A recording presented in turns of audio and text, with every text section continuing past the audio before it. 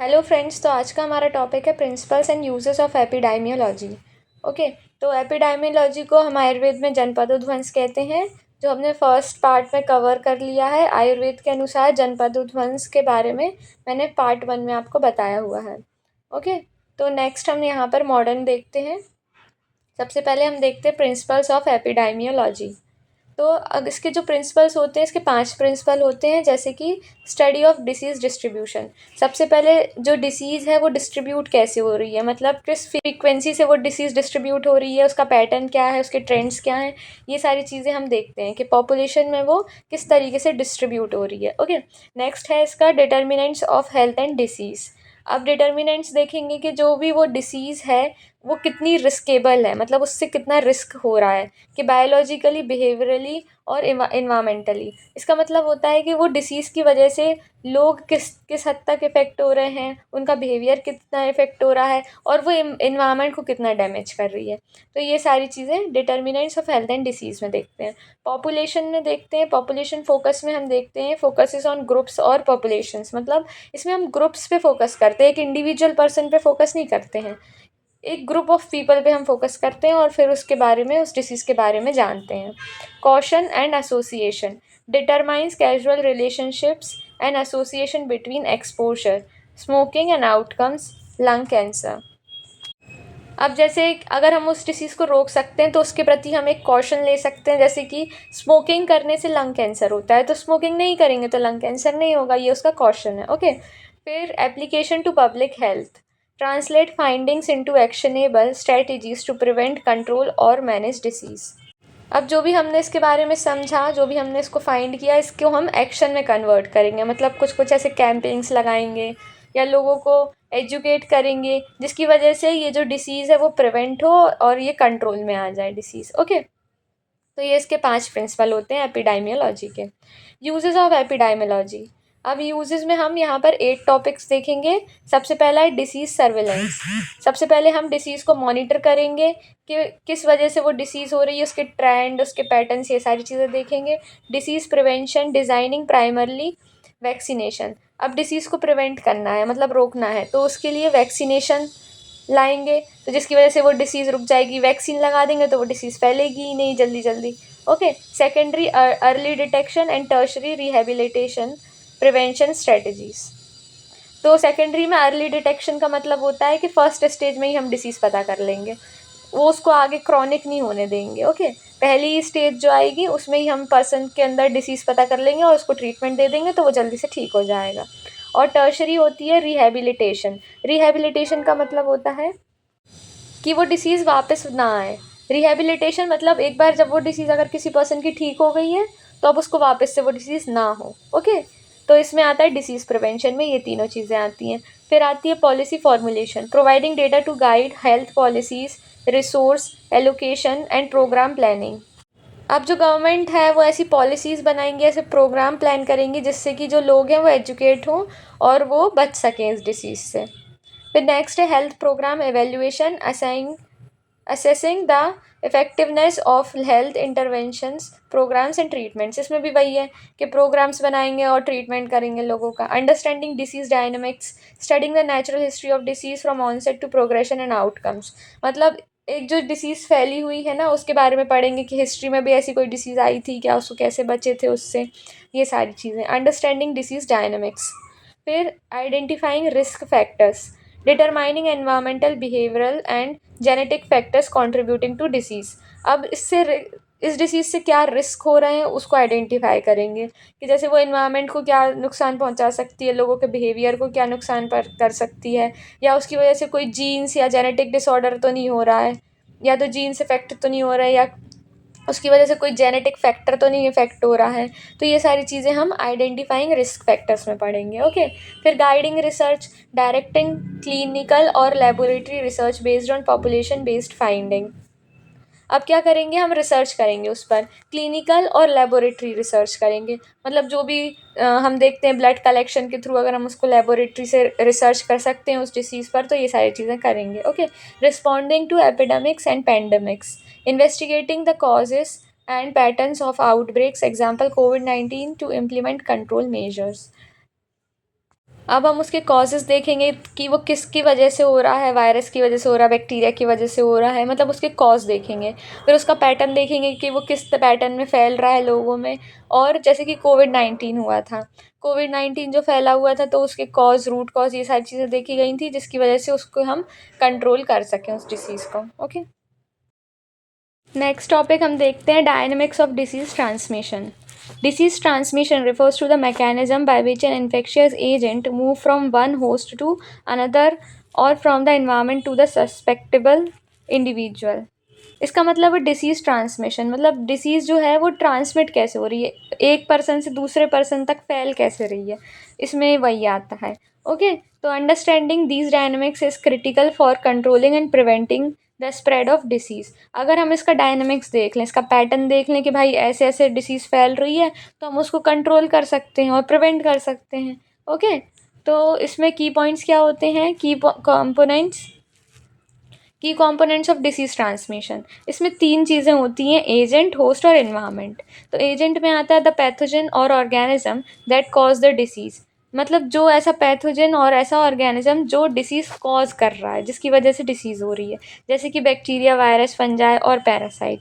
वो कुछ भी हो सकता है, बैक्टीरिया हो सकता है, वायरस हो सकता है, फंजाई हो सकता है, कुछ भी हो सकता है. ओके, फिर होस्ट क्या होता है, the individual who become infected whose susceptibility is influenced by factors such as immunity, genetics, age and health status.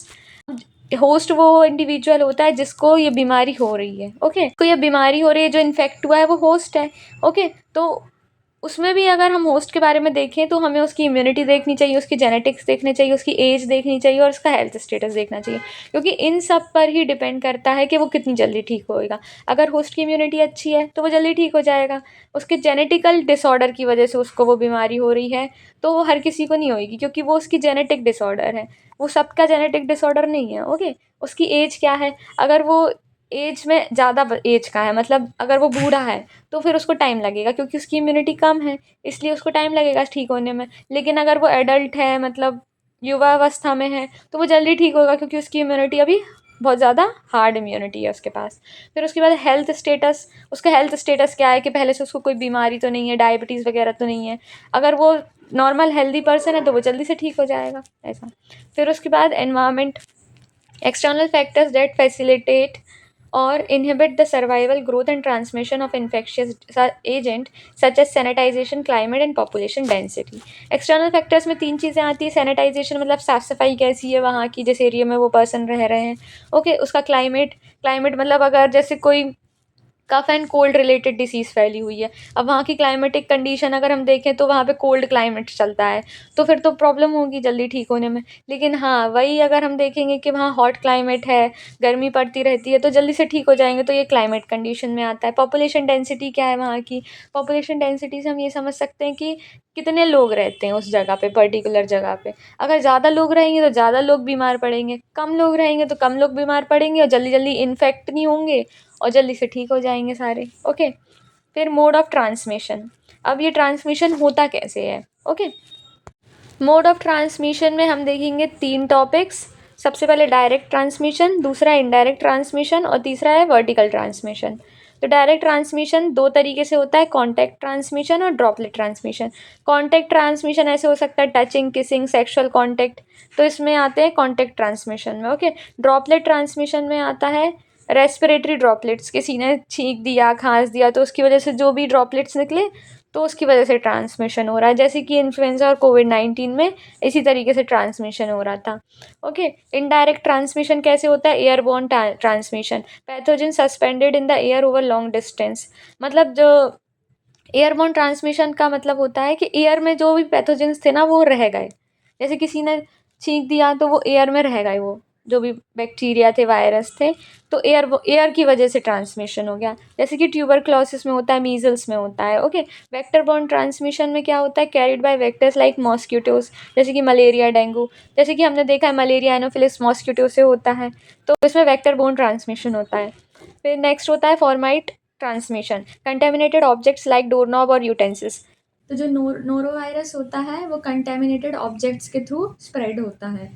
Vehicle transmission through contaminated food, water और एयर, कॉलेरा और टाइफाइड. तो व्हीकल ट्रांसमिशन के अंदर cholera और typhoid आते हैं, जो contaminated food, water या एयर के थ्रू स्प्रेड होते हैं। नेक्स्ट है vertical transmission from mother to child during pregnancy, childbirth और ब्रेस्ट फीडिंग। ओके, तो ये जो होता है वो कॉन्जेनाइटल होता है, मतलब मदर से फीटस को स्प्रेड होता है ये, जैसे कि HIV और सिफिलिस इसका एग्जाम्पल होता है।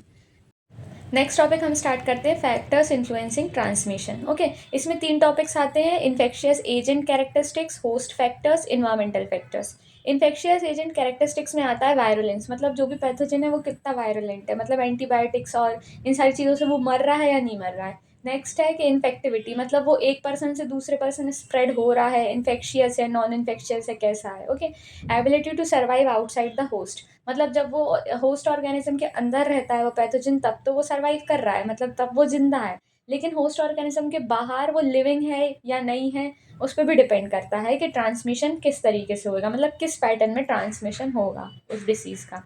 फिर होस्ट फैक्टर्स में आता है इम्यूनिटी, न्यूट्रिशन, एज। ओके, ये सारी चीज़ें, मतलब जो भी होस्ट जिसको ये डिसीज़ हुई है वो होता है होस्ट, जिसको डिसीज़ होती है वो होस्ट कहलाता है। ओके, तो उसकी इम्यूनिटी कैसी है, उसका न्यूट्रिशन कैसा है, उसकी एज क्या है, इस पे डिपेंड करता है। ओके, नेक्स्ट है इन्वायरमेंटल फैक्टर्स, जिसमें आता है सैनिटाइजेशन, हाइजीन, टेम्परेचर। मतलब सैनिटाइजेशन और हाइजीन से हम ये सब सब समझ सकते हैं कि साफ़ सफाई, अगर जैसे कि टाइफॉइड का बैक्टीरिया है, साल्मोनेला टाइफी, तो अगर वो कंटेमिनेटेड वाटर, मतलब गंदा पानी रहेगा और उसको अगर लोग पी लेंगे तो उसकी वजह से ट्रांसमिशन हो जाएगा डिसीज़ का, तो साफ़ सफाई बहुत इंपॉर्टेंट होती है। और दूसरा है टेम्परेचर, जैसे कि कोल्ड टेम्परेचर में जो राइनो वायरस है वो जल्दी ग्रो होता है, rhinovirus cough and cold के लिए रिस्पॉन्सिबल होता है। तो अगर हॉट टेम्परेचर रहेगा तो वो जल्दी ख़त्म हो जाएगा, तो इन्वायरमेंटल फैक्टर्स पर भी डिपेंड करता है कि डिसीज़ किस पैटर्न से और कितनी जल्दी फैलेगी। ओके, नेक्स्ट है कंट्रोल मेजर्स। कंट्रोल मेजर्स में आते हैं interrupting transmission, reducing susceptibility, eliminating agents और वेक्टर्स, और पब्लिक अवेयरनेस। अब हमने पहले देख लिया कि किस तरीके से डिसीज़ फैलती है, डिसीज़ कैसी होती है, ये सारी चीज़ें हमने पता कर ली। अब हम कैसे उसको कंट्रोल करें, तो इसमें 4 पॉइंट्स दिए हुए हैं। तो इसमें सबसे पहले इंटरप्टिंग ट्रांसमिशन दिया हुआ है, isolation and quarantine of infected individual. जो भी इन्फेक्टेड इंडिविजुअल है उसको क्वारंटाइन कर दो, उसको अलग एक रूम में रख दो। फिर प्रमोटिंग हाइजीन, हाइजीन को प्रमोट करो, जैसे कि हैंड वॉश करो, मास्क पहनो, ये सारी चीज़ें। इन्वायरमेंटल सैनिटाइजेशन, मतलब जितना पूरा जो एनवायरनमेंट है उसको भी साफ़ सफाई करके रखो, जैसे सेव वाटर, वाटर साफ़ रखो। वेस्ट डिस्पोजल है, जो वेस्ट हमारा निकल रहा है, कचरा जो घरों में से निकल रहा है उसको अच्छे से डिस्पोज करो, वो खुला नहीं करके रखो। फिर नेक्स्ट टॉपिक है रिड्यूसिंग ससेप्टेबिलिटी, इसमें आता है vaccination programmes to boost immunity. Vaccination programmes लगा देते हैं। ओके, जब वैक्सीन दे देते हैं, कोई भी डिसीज़ फैल रही है अगर उसका वैक्सीन लग जाता है तो वो डिसीज़ जल्दी जल्दी नहीं फैलती है।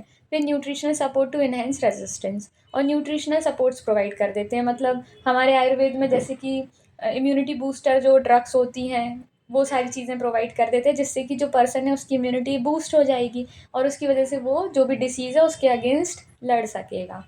ओके, एलिमिनेटिंग एजेंट्स और वेक्टर्स, मतलब जो भी वेक्टर्स है, मतलब जैसे मॉस्किटो है, जैसे मलेरिया फैल रहा है तो मॉस्किटो उसका वेक्टर है, तो उसको एलिमिनेट कर देना, मतलब हटा देना उसको। जैसे कि जो मॉस्किटो है वो जो उसके एग्स होते हैं, उसके जो लार्वा होते हैं, वो होता है जहाँ पर इकट्ठा पानी हो जाता है वहाँ पर वो एग ले करता है मॉस्किटो। ओके, तो हम अगर पानी इकट्ठा होने ही नहीं देंगे तो मॉस्किटो एग ले नहीं कर पाएगा। तो ये सारी चीज़ें इसमें आती हैं, एलिमिनेटिंग एजेंट्स और वेक्टर्स, मतलब हमने वो एजेंट और वेक्टर को ही एलिमिनेट कर दिया। Use of antibiotics, antivirals and antipyretics drugs. Vector control measure, insecticides, sprays, mosquito nets. अब मॉस्किटो नेट भी यूज़ कर सकते हैं, इंसेक्टिसाइड्स यूज़ कर सकते हैं, ये सारी चीज़ें आती हैं इसमें। Public awareness, educating populations on preventing transmission, example safe practices and vaccinations. Public awareness मतलब लोगों को एजुकेट करना कि कैसे रहना चाहिए, अगर ये डिसीज़ फैल रही है तो आपको ये प्रिकॉशंस लेने हैं, इसकी वजह से आपको डिसीज़ नहीं होगी। तो लोगों को एजुकेट करने में पब्लिक अवेयरनेस आ जाएगा। फिर नेक्स्ट टॉपिक है थ्योरी ऑफ डिसीज़ कॉसेशन।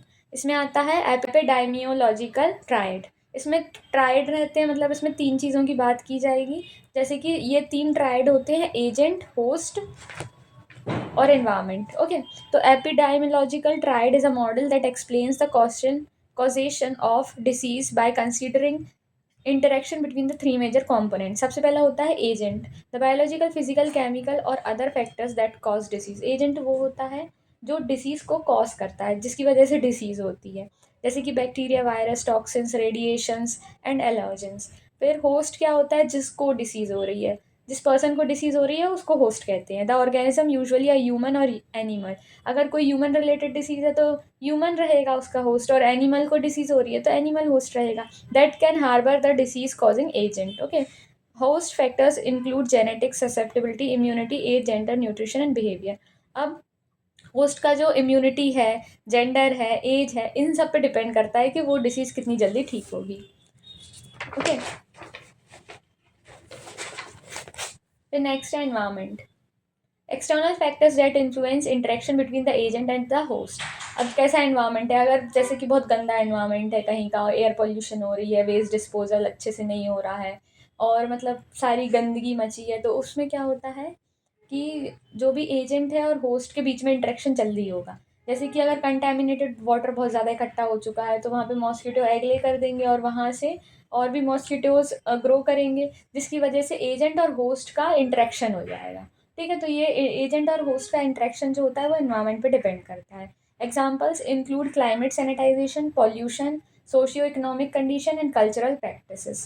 ठीक है, तो इसमें यही सारी चीज़ें आती हैं कि क्लाइमेट कैसा है, सैनिटाइजेशन मतलब साफ़ सफाई कैसी है, पॉल्यूशन है कि नहीं है, ये सारी चीज़ें आती हैं।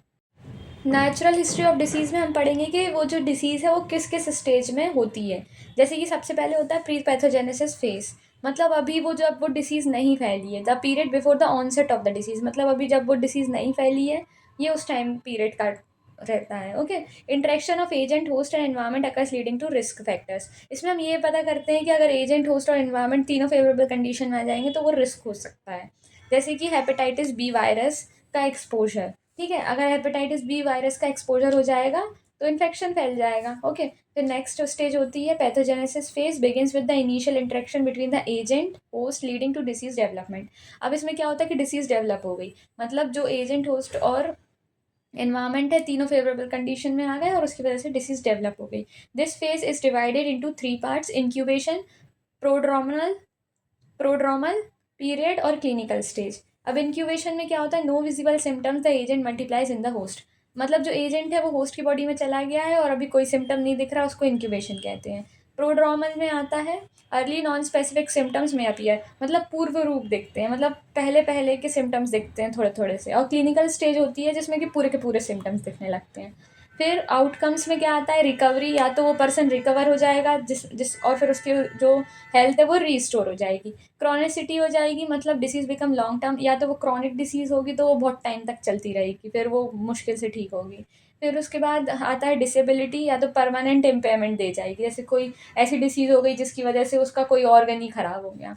फिर डेथ, या तो वो डेथ हो जाएगी उस पर्सन की, severe progression leading to fatality. ठीक है,